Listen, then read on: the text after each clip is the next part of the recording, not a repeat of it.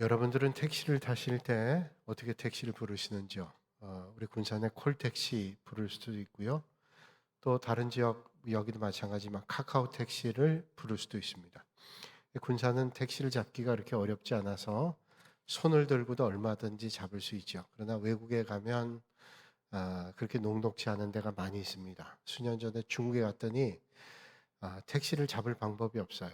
지난 택시마다 사람이 있고 손을 흔들어도 세워주질 않습니다. 목적지가 있는 거죠.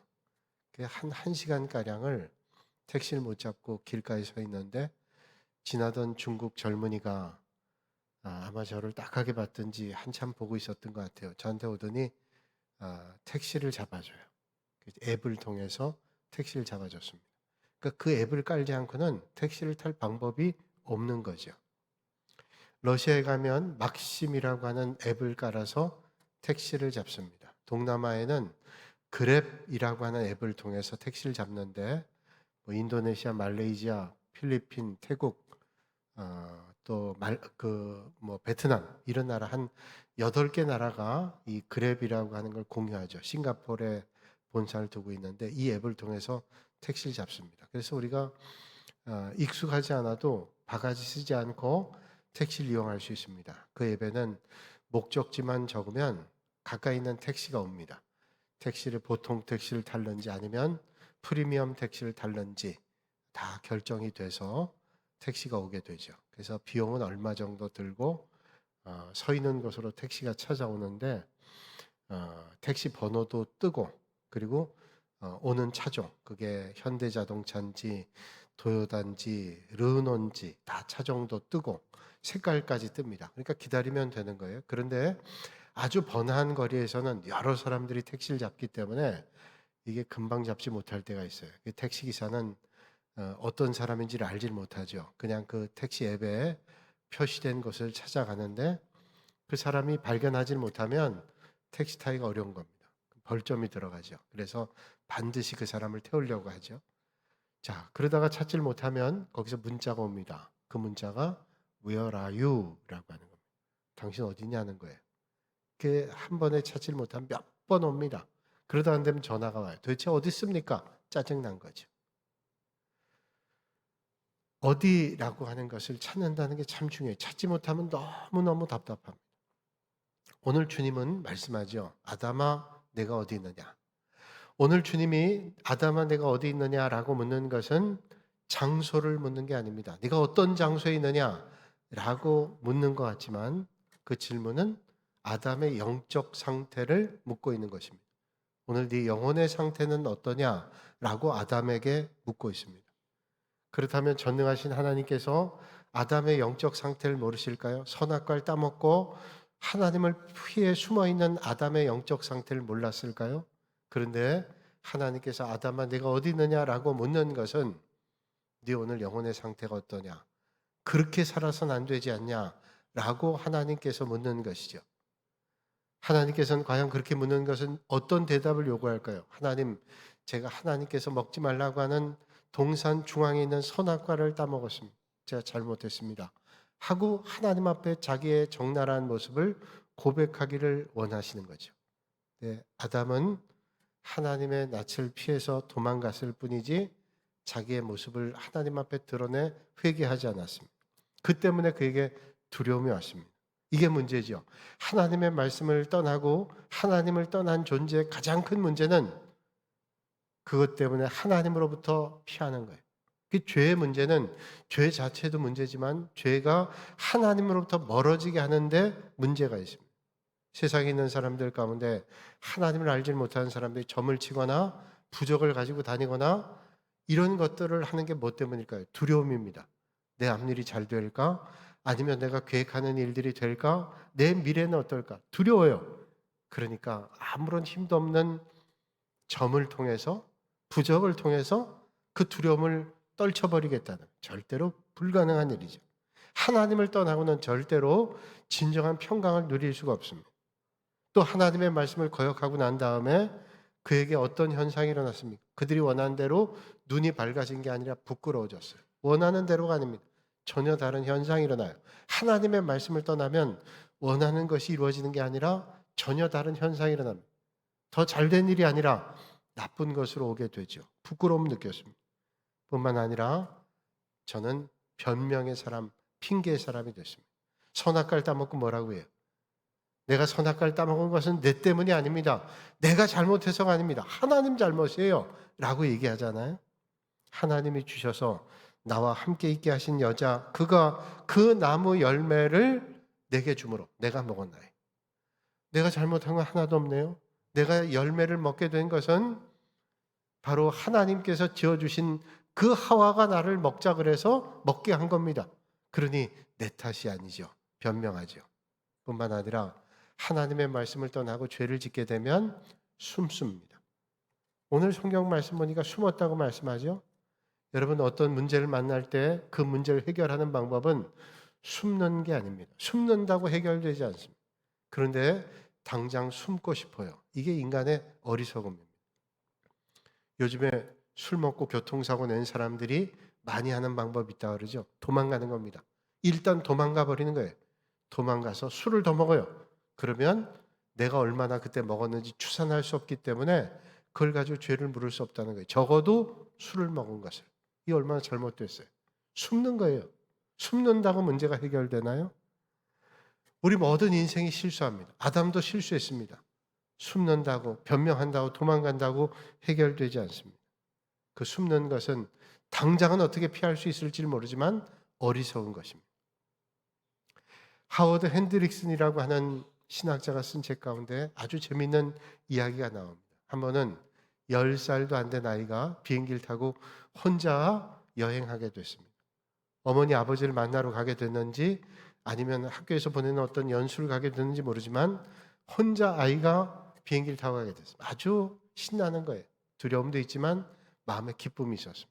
창가에 자리를 잡고 앉았습니다. 밖을 내다보면서 구름 위를 날아가는 비행기를 보면서 얼마나 마음이 뿌듯했는지 몰라요.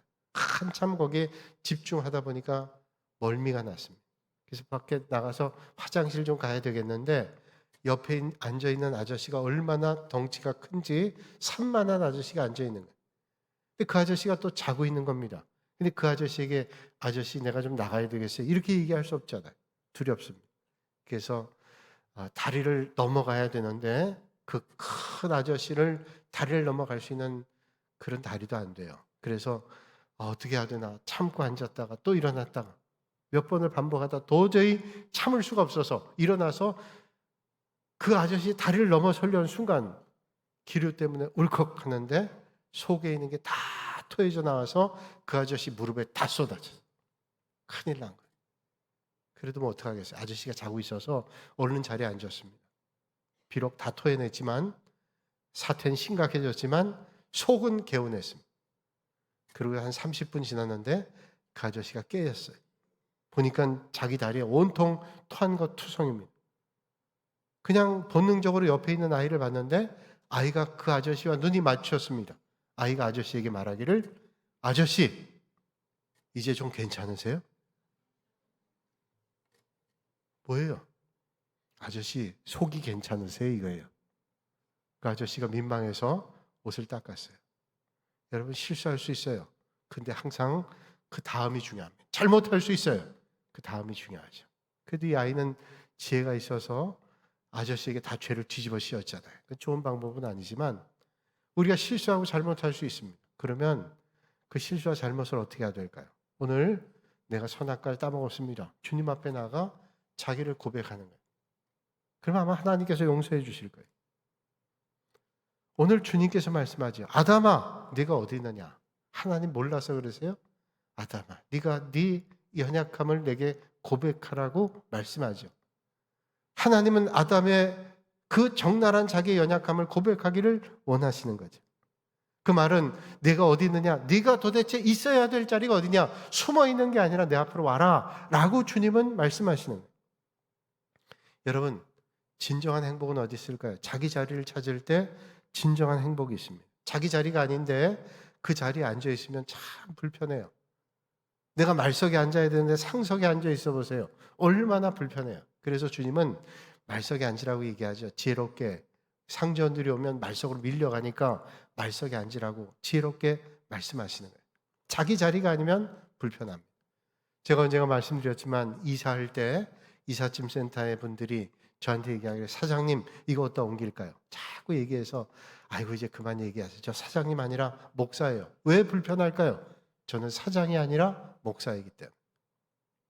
가끔 신학대학교에 가서 제가 강의할 때 있습니다. 제가 설교학과 예배학을 전공했기 때문에 설교학 개론 가르칠 때가 있어요.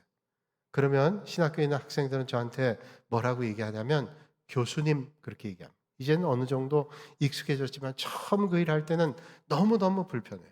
왜냐하면 저는 목회하는 목사지 전문적인 교수는 아니기 때문에. 그렇습니다. 자기의 자리가 아닌 곳에 있으면 불편합니다. 사람은 다 행복하기를 원하죠. 어떻게 하면 행복할까? 그래서 애를 쓰고 노력합니다. 땀을 흘리고 노력하며 애를 씁니다. 그런데 아무리 애쓴다고 다 행복한 게 아니에요. 데이빗 마이어스라고 하는 목사님이 쓴 행복의 축을하는 책에서 이런 말합니다. 사람들에게 돈으로 행복을 살 수 있느냐라고 물으면 거의 대다수의 사람들은 아니요. 돈으로 행복을 살 수 없습니다. 그 말은 돈으로 행복할 수 없습니다. 라고 대답을 합니다. 틀림없어요. 왜냐하면 돈으로 절대로 행복해질 수는 없기 때문에. 그러나 돈이 조금만 더 있으면 행복할 수 있을까요? 라고 물으면 대다수의 사람들은 예, 그렇습니다. 조금만 더 있으면 좋겠습니다. 그렇습니다. 거기에 동의하죠. 우리가 돈으로 전부 행복할 수 있냐? 아무도 동의하지 않을 거예요. 그러나 조금만 더 돈이 있으면 행복할까? 그럼 동의 안 돼요. 그런데 마이어스는 말하기를 이렇게 얘기해요. 200만 원 벌던 사람이 300만 원 벌면 행복할 겁니다. 25평 아파트 살던 분이 50평 아파트에 살면 행복할 겁니다. 과장이었던 분이 부장으로 진급하면 행복할 겁니다. 얼마 동안은. 그 얼마 동안은. 그런데 얼마가 지난 다음에 300만 원 받던 분들은 500만 원 받기를 원할 것이고 50평 아파트에 살던 분들은 60평 아파트, 70평 아파트에 살기를 원할 것이고 그리고 부장으로 진급했던 사람은 이사가 되길 원해서 더 간절하게 목마름을 느낄 거래요. 그 말은 이 세상의 것으로는 절대로 행복을 영원히 누릴 수 없다라는 거죠. 그 말은 그것으로 만족함이 없대요. 그래서 주님은 우물가의 여인을 만나서 날마다 물 들어오는 그 여인에게 내가 영원히 목마르지 않는 생수를 주겠다. 얼마나 놀라운 일이에요. 내가 계속 물 뜨지 않고 영원히 목마르지 않은 생수를 주겠다. 그 말은 뭘까요? 주님이 아니고는 영원히 목마르지 않는 생수를 주실 분이 없어요. 진짜 만족은 하나님께 있다는 거예요. 한 어부가 물고기를 잡고 그물을 정리하고 잠깐 바닷가에 앉아서 먼 바다를 바라보고 있었습니다. 지나던 여행객이 그 어부를 보고는 많은 고기를 잡고 있는 걸 보고는 많이 잡았네요. 그런데 어부에게 얘기하는 뭘 하고 계시나요? 예, 전 저 먼 바다를 바라보고 있습니다. 여행객이 말합니다. 아니 이렇게 밝은 대낮인데 한 번 더 나가서 고기를 잡으시지 왜 안 잡으세요? 그리고 저런 배 가지고 고기를 이렇게 잡았다면 모터를 좀 다르면 훨씬 더 여러 번 고기를 잡을 테고 그게 힘에 부추기면 한두 사람 어부를 더 사서 그 사람과 함께 나가 많은 고기를 잡을 거고 많은 고기를 잡아와서 그냥 팔지 않고 레스토랑을 만들거나 통조림 회사를 만들면 더 많이 받을 텐데 왜 이렇게 앉아 계세요? 라고 얘기를 했어요. 그러자 어부가 물었습니다. 여행객에게. 그 다음에 뭘 할 건데요? 그러자 여행객이 말합니다. 그런 다음에는 이제 돈 많이 벌면 그땐 마음의 여유, 물질의 여유가 있으니 바닷가 카페에서 차를 마시며 먼 바다를 보면 되시지 않겠어요? 그러자 어부가 고개를 갸우뚱거리면서 얘기했다. 나는 지금도 하고 있는데. 아니 나는 지금도 하고 있는데 그걸 뭐 수년 동안 애를 써서 그러고 왜 내가 그 행복을 느껴야 될까요? 어떤 게 진짜 행복일까요? 성경에 솔로몬이라고 하는 사람은 성공했던 사람 가운데 한 사람이었죠. 한때는 그 솔로몬이 얼마나 많은 부강을 누렸습니다. 땅도 가장 넓고 그리고 군사력도 가장 강했고 외교력도 상당했고 큰 경제력을 가지고 살았습니다. 명예와 권세와 부를 다 누리고 살았습니다. 그런데 그가 말년에 이렇게 고백하고 있는 것을 우리는 압니다. 헛되고 헛되며 헛되고 헛되니 모든 것이 헛되도다. 다 헛되요. 그가 그 많은 것을 누리고 헛되다고 고백하고 있습니다. 그렇다면 도대체 어떻게 행복을 찾을 수 있을까요? 어떻게 해야 행복할 수 있을까요? 오늘 하나님은 아담을 향해 묻습니다. 네가 어디 있느냐? 하나님께서 아담에게 물은 첫 질문이 네가 어디 있느냐라고 묻고 계십니다. 그건 뭘 말하는 거예요? 인간의 불행은 자기가 있어야 될 자리를 놓치는 거예요. 진짜 행복은 자기가 있어야 될 하나님과의 올바른 관계를 맺을 때 진짜 행복이 있다는 것입니다. 여러분, 에덴 동산 똑같아요. 많은 실과가 아직도 매달려 있고 아직도 자연이 푸르는 에덴 동산입니다. 그런데 선악과를 따먹은 다음에 아담은 그 많은 것들을 누리지 못하고 하나님의 낯을 피했어요. 똑같은데 그냥 하나님을 피했습니다. 두려움을 벗어나지를 못했어요. 그렇습니다. 인간의 불행은 자기가 있어야 될 자리를 놓치고 하나님과의 관계가 멀어질 때 불행이 시작이 됩니다. 어느 집에 특별히 사랑받는 자녀가 있었어요. 여러 자식 가운데도 사랑받는 자식, 아버지가 늘 사랑해 줬어요. 뭐 먹을 거 생기면 가장 좋은 걸 주고 뭐 편애 같은 걸 했던 것 같아요.